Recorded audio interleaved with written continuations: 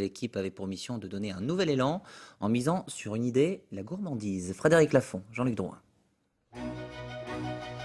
Le château de Beaumesnil est un très bel exemple d'architecture du début du XVIIe siècle, avec ses façades de briques et de pierres richement décorées. Il est entouré de 4 hectares de jardin à la française. Un lieu insolite à y découvrir, la mode féodale.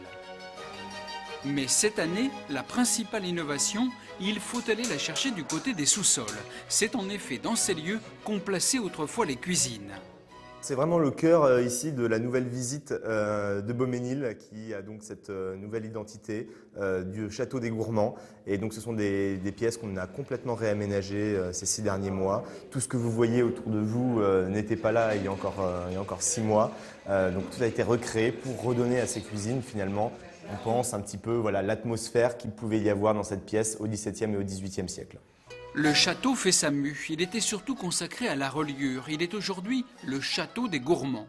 Ces cuisinières apprendront aux enfants, lors d'ateliers, la recette du caramel. Elles leur montreront aussi l'art de plier une serviette en forme de rose.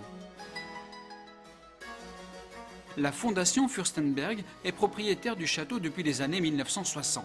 Pour donner un nouvel élan à ces lieux, elle a signé une convention avec la société Tous au Château, représentée par la famille Guyot. Celle-ci se voit donc confier la gestion et l'animation de l'édifice. L'objectif est simple pour Beaumesnil, c'est de lui donner le public qu'il mérite et le nombre de visiteurs qu'il mérite surtout.